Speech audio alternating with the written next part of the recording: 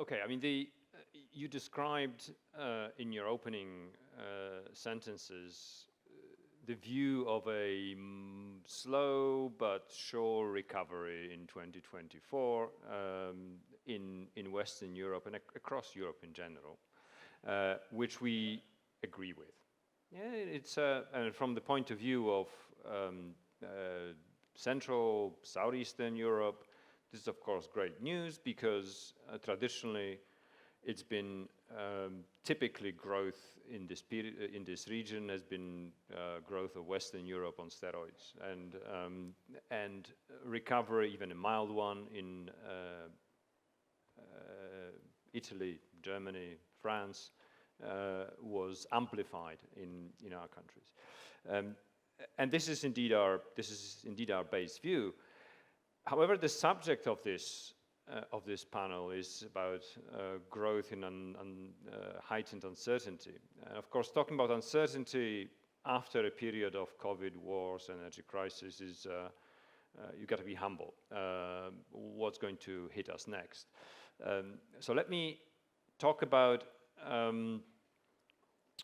three things. I mean, one is, what is the general approach to uncertainty and the general public's expectations towards policymakers in view of uncertainties and crises that are hitting our world? One thing that I can see is that the expectations of a complete insurance are predominant. So, especially in Europe, so no matter how big the hit is, the voters, the corporations, the small firms, they all expect to be not necessarily bailed out, but shielded from the shock, shielded from the inflation spike, shielded from a jump in energy prices, shielded from the impact of COVID through various programs. And it's certainly in countries that deliver this efficiently, it certainly provides stability, it helps planning, it smooths the cycle. So that's good news. The bad news is that we do not live in the world of, fortunately, in the world of 20% plus unemployment in Europe. In fact, in most of the countries, especially in our region, unemployment is far, far lower than that. And from that point of view, protecting jobs at all costs, and quite high costs, is, in my view, in existing jobs, that is, in my view, is not necessarily always an optimum policy. It's an expensive policy, but the one that does bring longer-term risks and longer-term costs in view of a grand schemes that we were discussing also last night, and shifts in the way that the economy functions, and rapid changes in the global economy. So that's one problem with this complete insurance expectation, that it brings medium-term costs, hampering the necessary process of adjustment, rebalancing, shifting of production assets to the industries of the future, away from employment of the past. And it can mean both very large state-owned or not state-owned corporations that need to be bailed out from pressures from the East or from the energy price moves, but can also mean protecting micro companies through tax regime that cements inefficient structure of the economy and results in the inability of the economy, a large part of the corporate sector, to become bankable and to grow, to invest.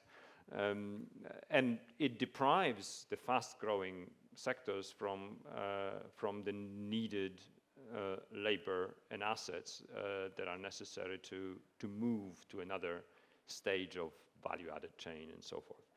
So that's one problem. The second one is, of course, costs. What worked in COVID, what worked during the energy crisis, might work one time more, two times more, but at some stage, fiscal sustainability barrier will become binding or will increase risk so much that it will translate into higher interest rates and will just strangle the economy through other means. And it is not, I mean, the appetites of the voters, of course, are always endless.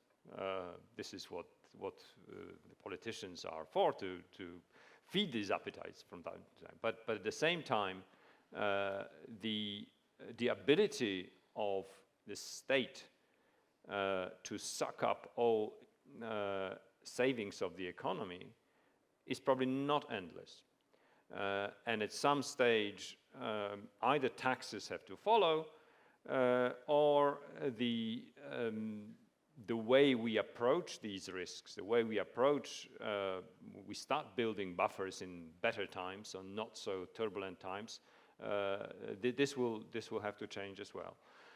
It's a general comment, not linked with any particular country, because I can name quite a few in Central Europe, Southeastern Europe, but also Western Europe.